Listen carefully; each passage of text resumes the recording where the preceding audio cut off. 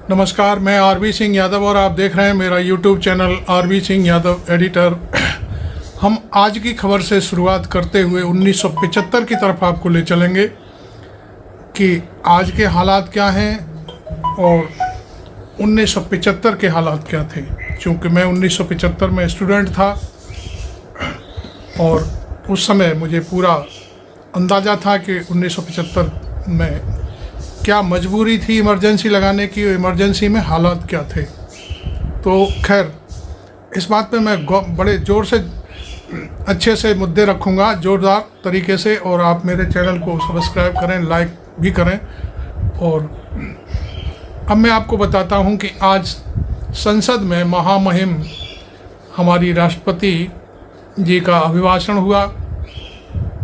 उस अभिभाषण को इंडिया गठबंधन का एक घटक दल आम आदमी पार्टी है, उसने बहिष्कार किया और बहिष्कार करने के उसने कारण गिनाए। उन कारण में सबसे ज़्यादा मुखर रूप से संजय सिंह ने जो अपनी बात रखी वो अब मैं आपको बता देता हूँ। संजय सिंह ने कहा कि महामहिम राष्ट्रपति का व्यक्तिगत तौर पर इस संभाषण में या जो ये बोला जा रहा है इसमें अपना कोई शब्द नहीं है। ये लिखित रूप से भारत सरकार कहना चाहिए नरेंद्र मोदी के द्वारा गाइडेड जो भाषण है उसको पढ़ा जा रहा है और हम ऐसे भाषण का जो भारत सरकार के द्वारा दिया गया है उसका बहिष्कार करते हैं। उन्होंने साथ ही यह भी जोड़ा कि यदि महामहिम कहीं भी व्यक्तिगत रूप से अपने मुखारबिंद से कुछ भी बोलेंगी हम उसका समर्थन करने जाएंगे, उसे सुनने जाएंगे। लेकिन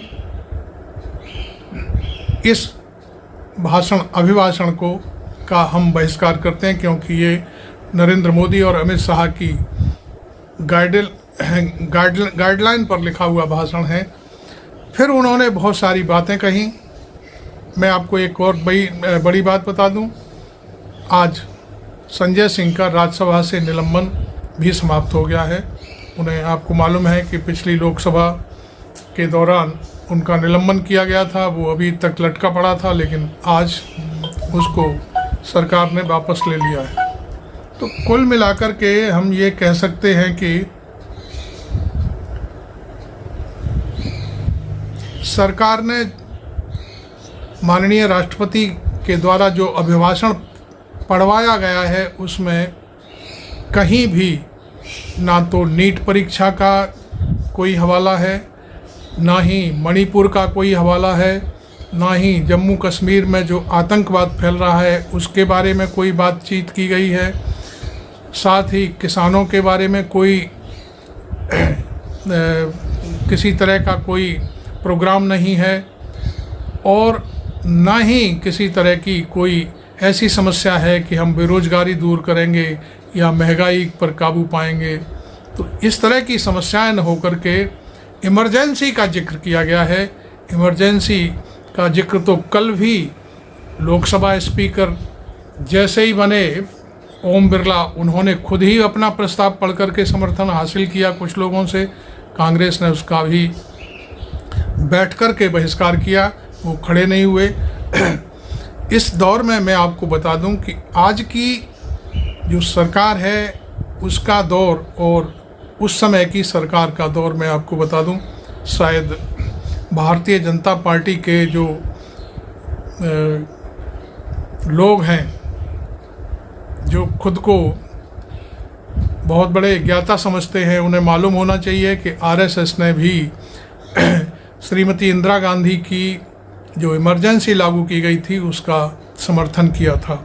आप किताब उठा करके देख लें, इतिहास उठा करके देख लें।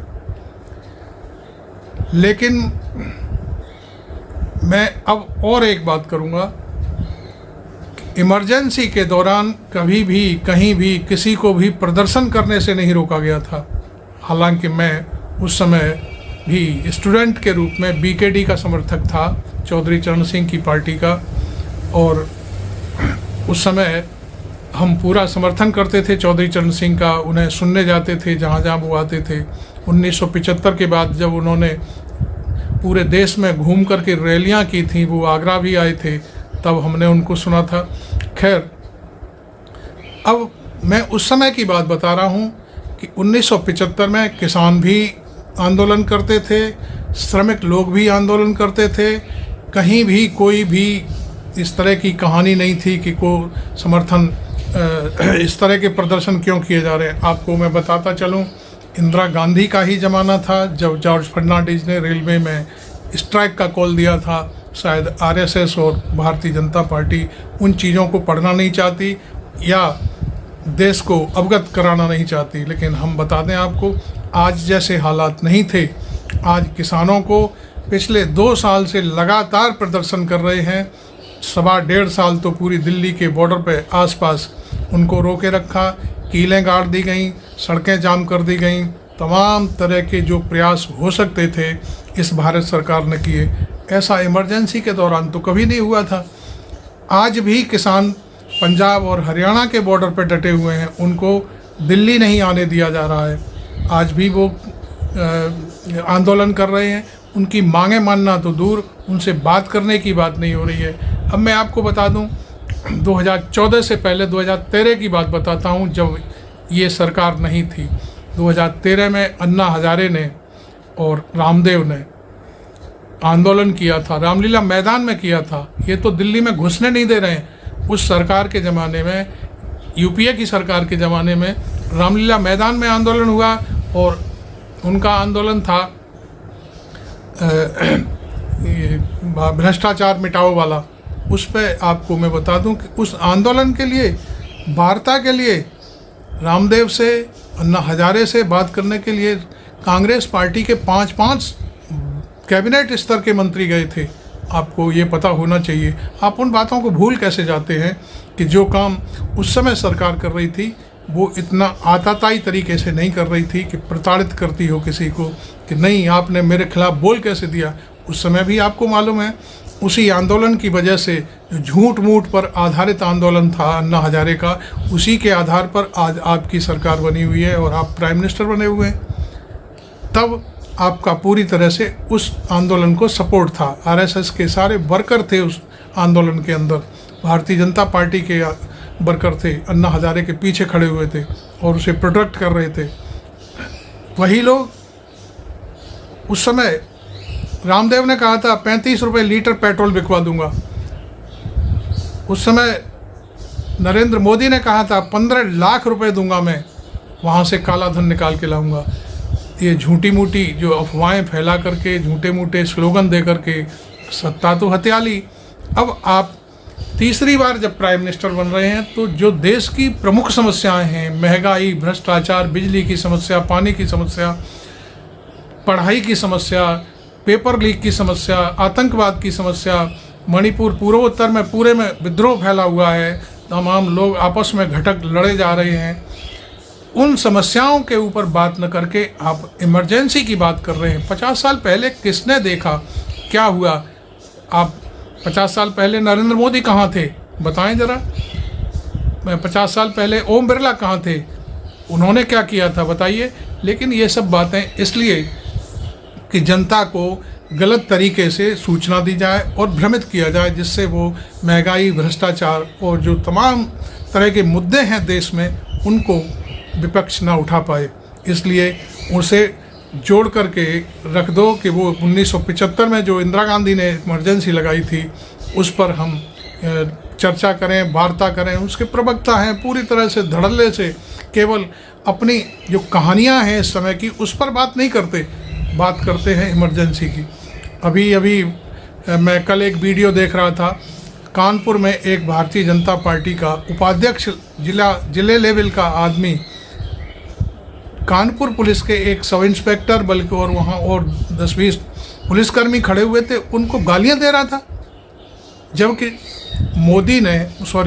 योगी ने बाकायदे फरमान जारी कर दिया है कि कोई भी लाल बत्ती नहीं लगाएगा, कोई भी हूटर नहीं बजाएगा।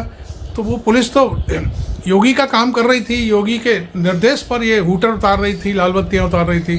वो उसका कोई त्रिपाठी करके था, मैं उस वीडियो में उसका पूरा नाम नहीं समझ पाया। उसने बाकायदे पुलिस को गालियां दी और यहाँ तक कहा कि तुम अखिलेश के आदमी हो, तुम अखिलेश के लिए काम कर रहे हो। बताइए, योगी आदित्यनाथ ने निर्देश दिया है, उसके आधार पर वो हूटर और लाल बत्तियाँ उतार रहे थे। इसमें अखिलेश बीच में कहाँ से आ गए? तो ये कुल मिलाकर के अभी भी जो तानाशाही पूर्ण रवैया है भारतीय जनता पार्टी के कार्यकर्ताओं का, नेताओं का, मंत्रियों का, ये सारी चीज़ें अभी भी बाकायदे बनी हुई हैं, जबकि लंगड़ी सरकार चला रहे हैं नरेंद्र मोदी। लेकिन वो अपने इस जो रोविला उनका जो चक्रव्यूह है उससे बाज नहीं आ रहे। तो खैर कुल मिलाकर के इसका सबक जनता सिखा चुकी है, जनता सिखाएगी निश्चित तौर पर। हम उसमें कुछ नहीं कर सकते, ना आप कुछ कर सकते हो। हाँ, जब वोट पड़ेगा 2027 में तो पता चल जाएगा कि योगी आदित्यनाथ के लोग क्या करेंगे, वहाँ कौन उनको बचाएगा, क्या करेगा, ये कहानी अलग है। खैर मैं आपको बता दूं, आज भी भारत सरकार पूरी तरह से फंसी हुई है, क्योंकि अब उसके सामने वो घबराई हुई है, क्योंकि पूरे इंडिया गठबंधन ने मिलजुल करके एक राय से मेजें थपथपा करके राहुल गांधी को अपना विरोधी दल का नेता चुन लिया है। और राहुल गांधी आप जानते हो पिछले 2-3 साल से लगातार नरेंद्र मोदी की खाट खड़ी करने में लगे हुए हैं। 2 उनकी जो भारत जोड़ो यात्राएं सफलतापूर्वक रहीं, कहाँ शायद 47 सीटें थी कांग्रेस की पिछली सरकार में, आज वो 99 पर पहुंच चुकी हैं। पप्पू यादव को मिलाकर के 1 सैकड़ा पार हो गई हैं। तो ये घबराया हुआ मामला है। इसलिए चूँकि विपक्षी दल का नेता बहुत ताकतवर होता है, प्रधानमंत्री के बाद यदि कोई ताकतवर व्यक्ति होता है तो वो विरोधी दल का नेता होता है। विरोधी दल का नेता जो आपको मैं बता दूं, लोक लेखा समिति होती है, मैंने पिछले वीडियो में भी आपको बताया था, लोक लेखा समिति का अध्यक्ष होता है। वो अब किसी भी फाइल को मंगा करके पढ़ सकता है, उस पर अपनी राय व्यक्त कर सकता है।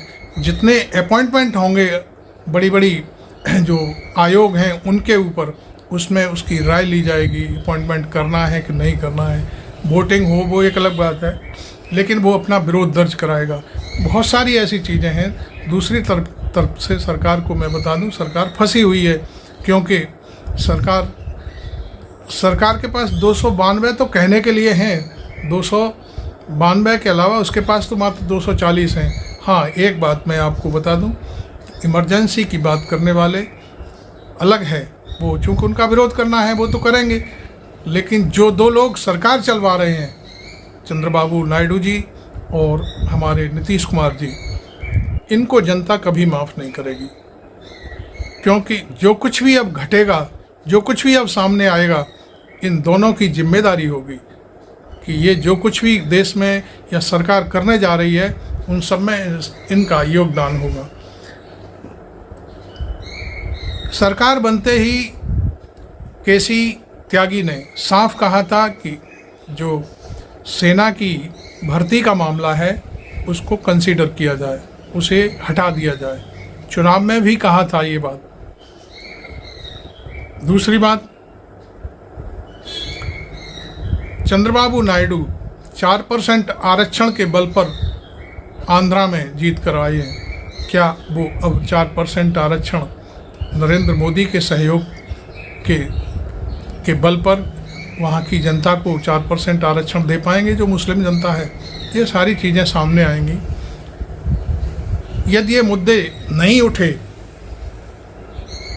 जो मैंने अभी मुद्दे गिनाए थे आपको, महंगाई, भ्रष्टाचार, सेना का मामला, आतंकवाद कश्मीर में, पूर्वोत्तर का मामला, ये सारी चीज़ें यदि सामने नहीं आई, संविधान बचाने की बात सामने नहीं आई, तो इनके लिए भाजपा जिम्मेदार नहीं होगी, नरेंद्र मोदी और अमित शाह जिम्मेदार नहीं होंगे। इसके लिए चंद्रबाबू नायडू और नीतीश कुमार जिम्मेदार होंगे, क्योंकि उनके चलते ये सरकार सारे काम करेगी।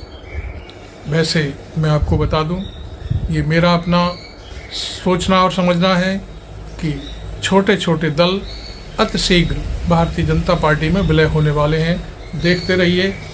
कल का जो एटीट्यूड हमारे लोकसभा अध्यक्ष महोदय का था कि मैं 5 साल तक अब आपसे ये नहीं कहूँगा कि मैं खड़ा हो गया हूँ तो आप बैठ जाइए, ये एक डायरेक्शन होता भी है।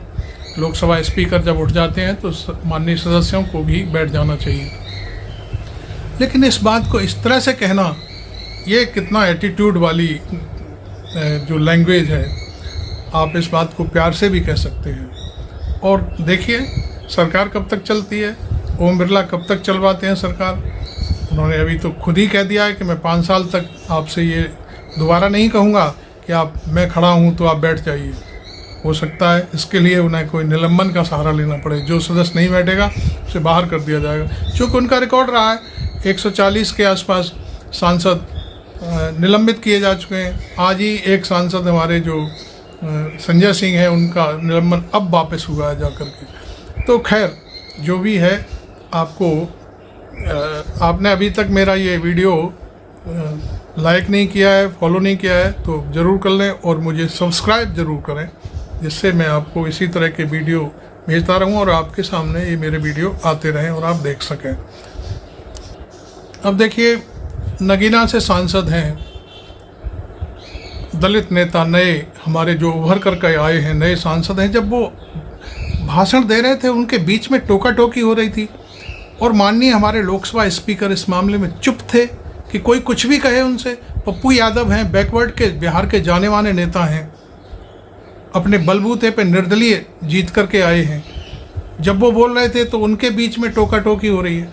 तो आखिरकार भारतीय जनता पार्टी के लोग अपने आप को समझते क्या हैं भाई? आप ही बोलेंगे, संसद आपकी है और किसी की नहीं है, वो भी चुन करके आए।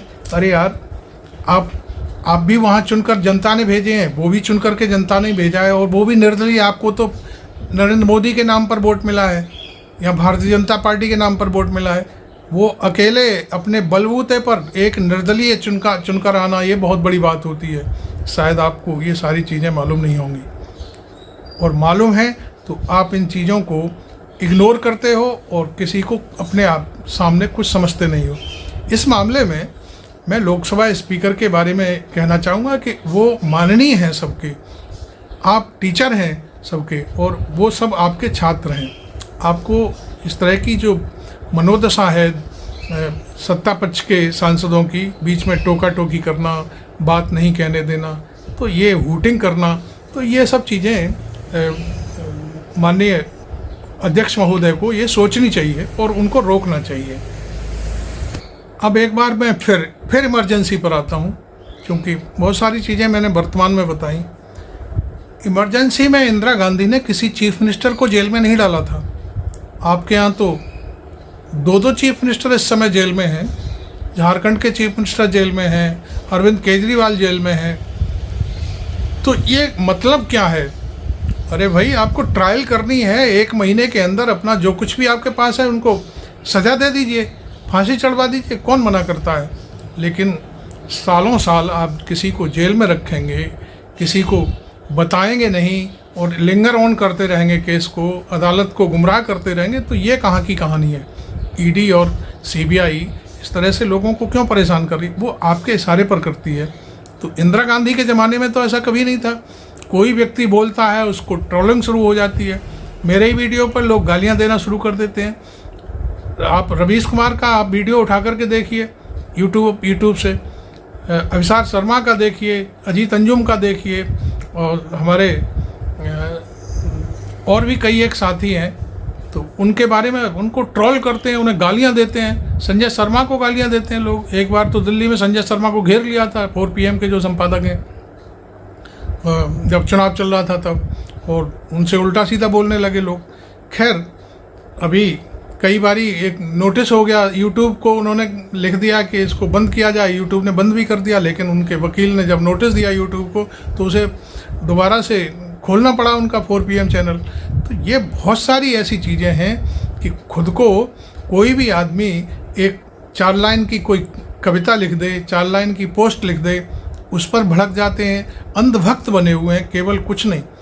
उनको तो केवल चाहे पेट्रोल जो है 500 रुपये लीटर हो जाए तब भी खरीदेंगे, मोदी कुछ भी कर दें तब भी वो मोदी के अंधभक्त हैं। तो इस तरह की, भाई आप पढ़े लिखे हो, मैं समझता हूँ पढ़ा लिखा व्यक्ति अंधभक्त नहीं होना चाहिए, हमारा कहना ये है।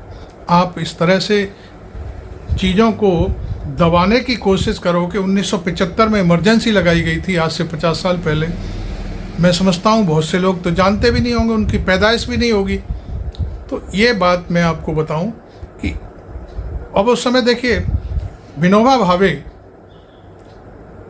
भावे विरोधी थे इंदिरा गांधी के, लेकिन उसके बावजूद भी उन्होंने लाखों लोगों को भूदान यज्ञ के जरिए, भूदान यज्ञ उनका एक भूदान आंदोलन था, उसके जरिए लाखों लोगों को ज़मीन मुहैया करवाई इंदिरा गांधी ने किया। चूँकि वो एक बहुत ही नैतिक और बड़ी बात थी, इंदिरा गांधी समझती थी सारी चीज़ों को। उनके ज़माने में भूदान यज्ञ किया गया था। उस ज़माने में तमाम लोगों को ऐसा नहीं है कि उस समय भी अतिक्रमण नहीं होता था, लेकिन इस तरह से बुलडोजर वाली जो कहानियाँ चल रही हैं वो नहीं होती थी।